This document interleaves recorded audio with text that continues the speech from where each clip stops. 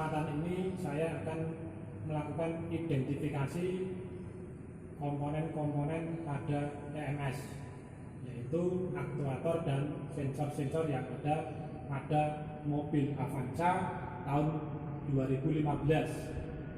Langsung saja kita identifikasi sensor-sensor dan aktuatornya. Yang pertama, di sini ada sensor oksigen. Letaknya berada di exhaust, saluran buang, untuk mendeteksi oksigen pada gas buang. Kemudian yang kedua ada CKP sensor atau sensor posisi poros sengkol. Kemudian selanjutnya ada IAT sensor atau intake air temperatur sensor untuk mendeteksi suhu udara yang masuk ke filter. Kemudian di bawahnya ini ada OCV aktuator, oil control valve, mengatur pembukaan saluran oli yang masuk ke VVTi control. Kemudian di sini di atasnya ada VSV aktuator atau vacuum switch valve.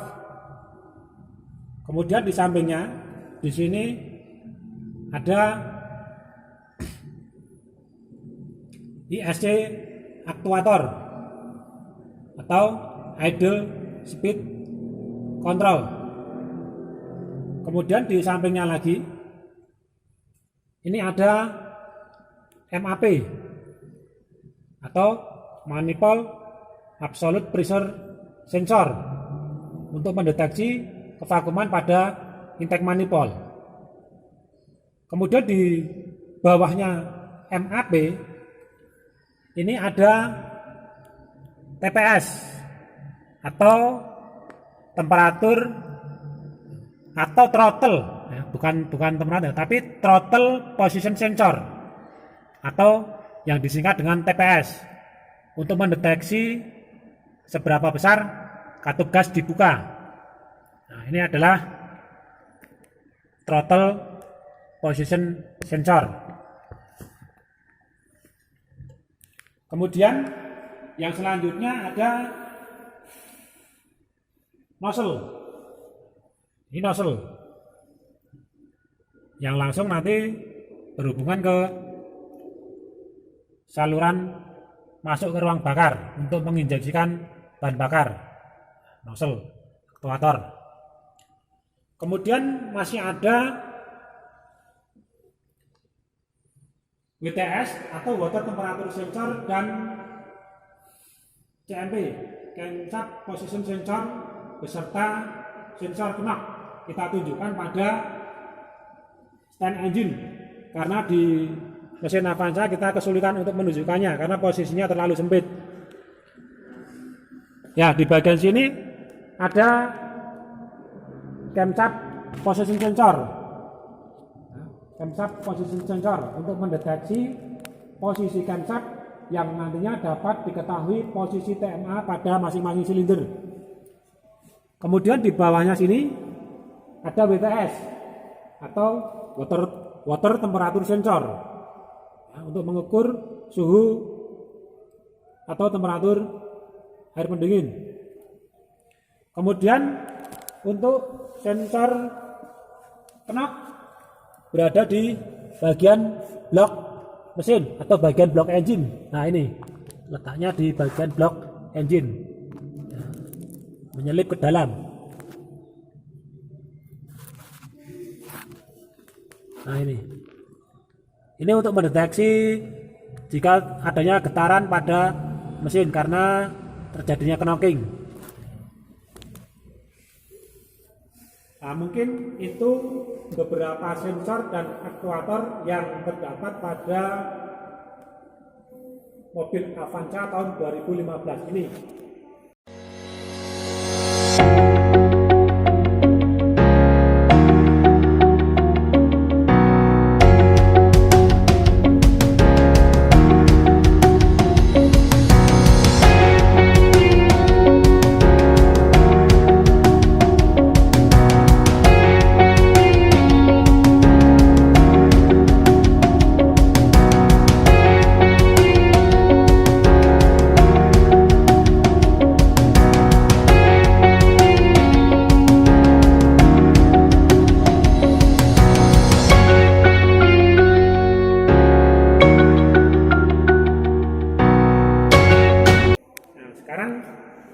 mulai masuk untuk mencari gangguan atau trouble pada engine ini dengan menggunakan alat scanner. Selanjutnya kita lakukan pengecekan data trouble pada mobil ini, apakah ada trouble atau tidak dengan menggunakan alat scanner. Langsung saja kita praktekkan pengecekannya. Sebelumnya kita start dulu mesin.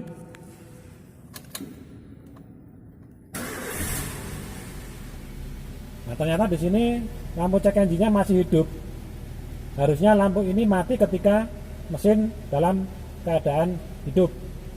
Nah, maka dari itu kita cek dengan menggunakan alat scanner. Sebelumnya kita matikan terlebih dahulu mesin, kita posisikan dalam posisi on.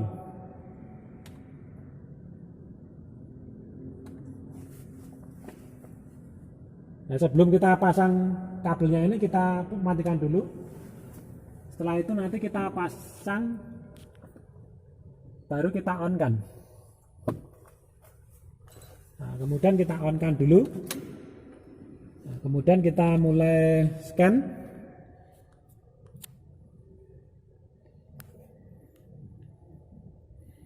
Kita pilih local diagnose. Kita pilih Toyota. Kita oke.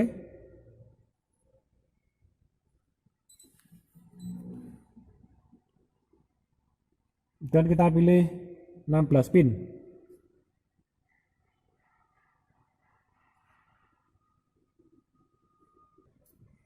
Nah, kemudian akan muncul seperti ini, kita pilih yang manual select. Oke. Kita pilih yang Avanza. Dan kita pilih yang ini, yang 2006-08-2008. Kita pilih order. Oke. Dan kita pilih yang sistem scan. Kita tunggu.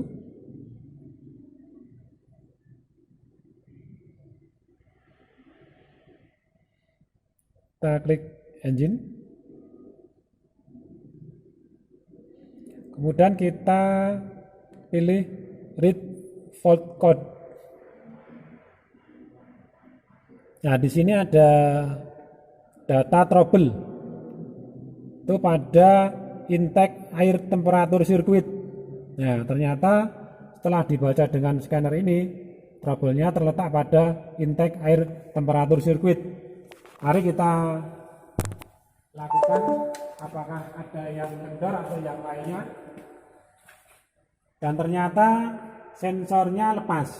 Nah, kemudian saya pasang.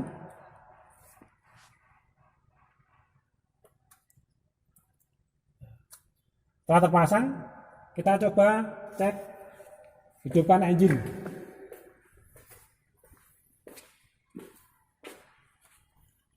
Kita start engine. Nah, di sini lampu cek engine-nya sudah mati. Berarti ini menandakan trouble itu sudah teratasi. Kemudian kita hapus data trouble-nya tadi. Nah, ini kita clear. Ya.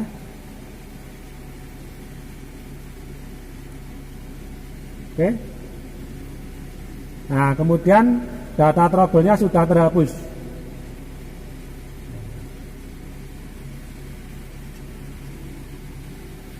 Nah, mungkin cukup sampai di sini untuk cara mencari data trouble pada engine dengan menggunakan alat scanner. Nah, kemudian kita lakukan pembersihan alat-alat atau mengumpulkan alat-alat yang telah kita pakai. Cukup sekian dulu. Saya akhiri. Terima kasih. Assalamualaikum warahmatullahi wabarakatuh.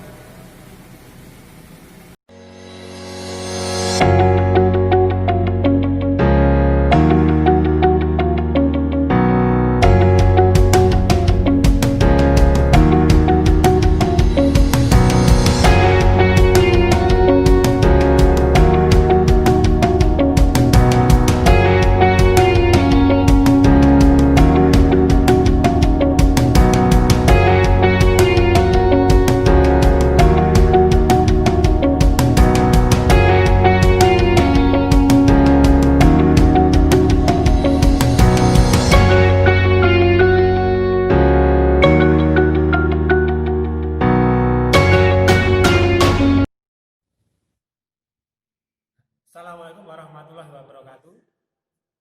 Pada kesempatan ini saya ingin mempraktekkan pemeriksaan terhadap piston pada komponen mesin.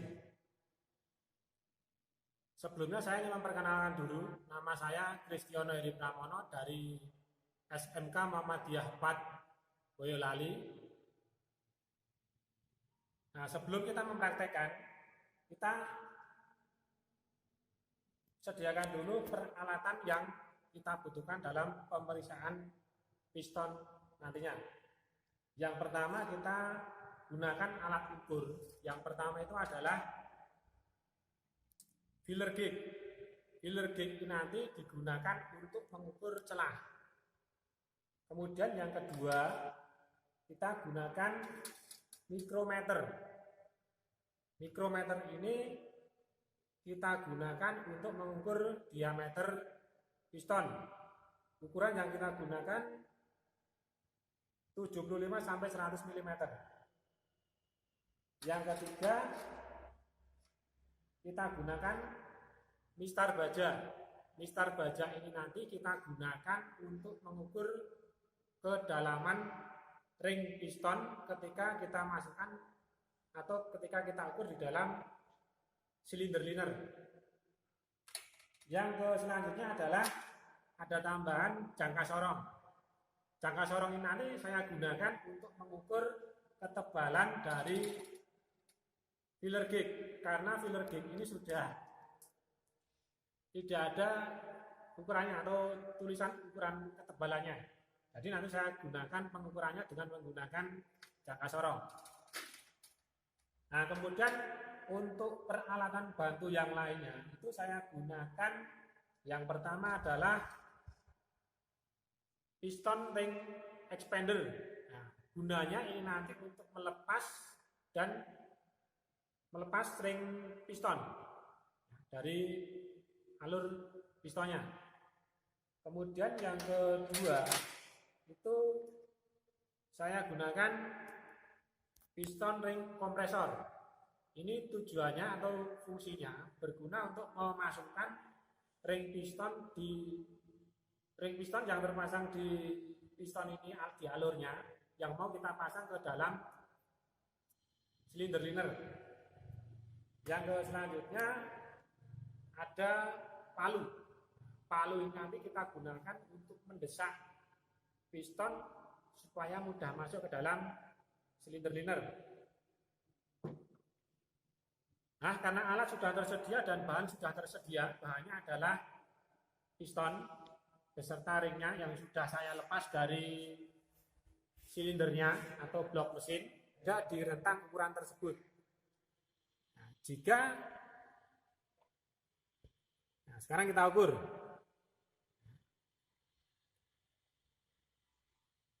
Nah, ketika kita masukkan ke dalam alurnya ini, filler tidak bisa masuk. Ini ukurannya saya masukkan adalah 0,05. 0,05. Nah, karena di sini tidak tersedia filler yang ukurannya lebih kecil dari 0,05. Jadi di sini saya mengasumsikan jika ukuran celah ini masih berada di rentang antara 0,03 sampai 0,07 mm. Berarti kondisi ring piston dengan alurnya ini nanti masih dalam kondisi baik. Nah, jika tidak sesuai dengan standar yang ada atau di luar standar, berarti perlu dilakukan penggantian ring piston. Nah, itu pengukuran pada celah ring piston dengan alurnya pada ring kompresi 1. Nah, sekarang kita ukur pada celah ring kompresi 2 atau ring nomor 2.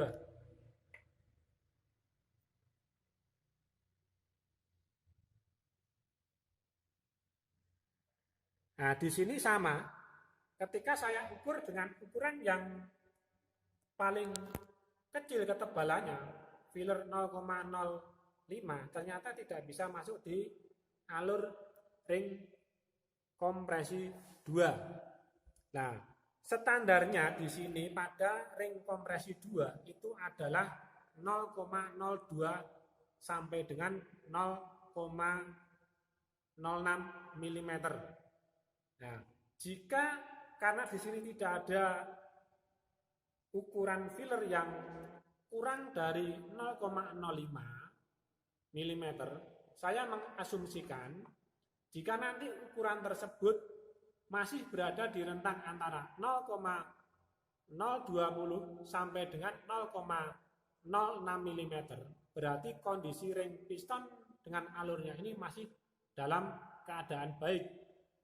Dan jika kurang dari standarnya, berarti nanti ring piston dengan alurnya itu sudah mengalami kerusakan atau harus diganti ring pistonnya. Nah, itu untuk pengukuran ring piston dengan alurnya telah kita lakukan. Kemudian yang selanjutnya saya akan mempraktekkan pengukuran celah ujung ring piston. Selanjutnya kita lakukan pengukuran celah ujung ring piston di dalam silinder liner. Di sini ring piston itu sudah saya lepas. Yang pertama ini adalah ring piston 1, ring piston 2, dan ring piston 3. Kemudian dari ketiga ring ini itu mempunyai standar ukuran yang berbeda-beda. Untuk celah ring piston, celah ujung ring piston nomor 1 itu standarnya ukurannya adalah 0,23 sampai 0,33. Kemudian untuk yang ring 2, ring kompresi 2 itu standar ukurannya 0,33 sampai dengan 0,48. Kemudian untuk ring olinya itu standar ukuran celah ujung ringnya itu antara 0,18 sampai 0,38. Semuanya itu dalam satuan milimeter. Nah, mari kita praktekkan mengukur celah ujung ring piston di dalam silindernya. Nah, ring piston kita masukkan di dalam silinder liner. Nah, kemudian ring piston ini kita desak sampai berada di bawah bidang kerja piston atau sekitar kira-kira 125 mm. Kita desak dengan menggunakan piston.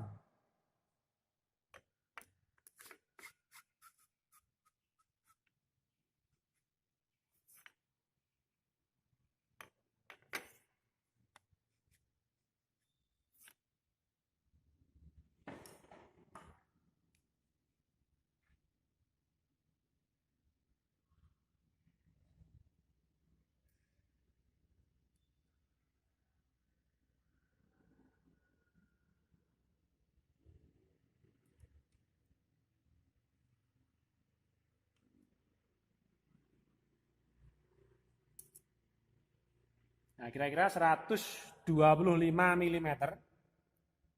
Setelah itu kita ukur dengan filler.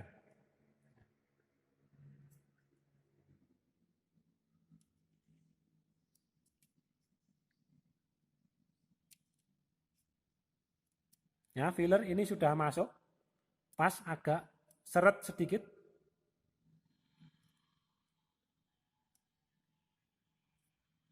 Karena di sini tidak ada ukurannya, saya harus mengukur dulu dengan menggunakan jangka sorong.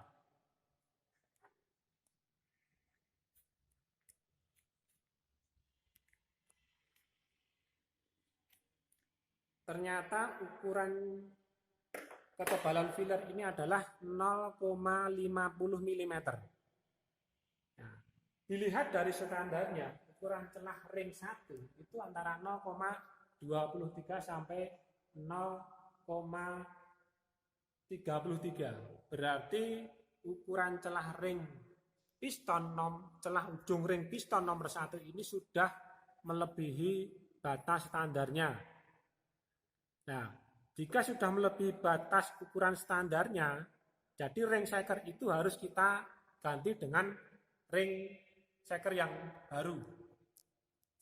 Kalau setelah kita ganti kemudian kita ukur lagi celah ujung ring pistonnya masih berada di luar batas standarnya, maka kita harus melakukan penggantian blok mesin ini. Harus kita ganti. Kemungkinan blok mesin ini sudah mengalami keausan yang harus kita ganti atau kita perbaiki. Dan untuk celah ujung ring piston, celah ujung ring piston yang nomor 2 dan ring oli, langkah-langkahnya sama. Cuman yang membedakan hanya pada standar ukurannya. Jika pada ring piston nomor 2 itu batas standarnya agak lebih besar daripada ring 1.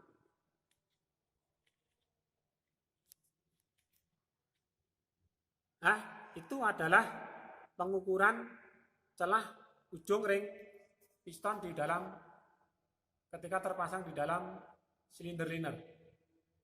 Nah, kemudian yang selanjutnya saya ingin mempraktekkan pengecekan terhadap kekocakan setang piston dengan pen piston. Langkahnya, piston kita pegang dengan tangan kiri, kemudian setang piston kita pegang dengan tangan kanan, kemudian kita tarik. Setang pistonnya kita tarik ke arah maju ke sana dan tarik mundur ke sini.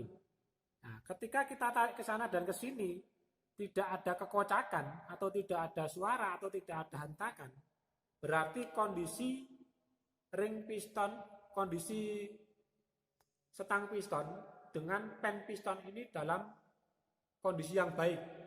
Jadi nanti kinerja mesin bisa bekerja dengan baik.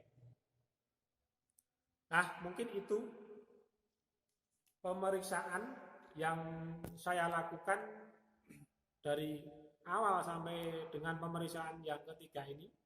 Yang pertama tadi adalah mengukur celah ring piston dengan alurnya. Yang kedua, mengukur celah ujung ring piston di dalam silinder liner. Dan yang ketiga, mengecek kekocakan setang piston dengan pen piston. Dari hasil tadi, kita temukan bahwa celah ujung ring piston itu di luar standarnya. Berarti di situ kita harus mengganti ring piston. Berarti di sini adalah yang tidak sesuai dengan standar hanyalah pada celah ujung ring pistonnya saja. Yang lainnya dalam kondisi yang baik. Mungkin cukup sekian dulu pemeliharaan ataupun pemeriksaan yang dapat saya sampaikan dalam pertemuan kali ini. Kurang lebihnya mohon maaf. Sekian. Assalamualaikum warahmatullahi wabarakatuh.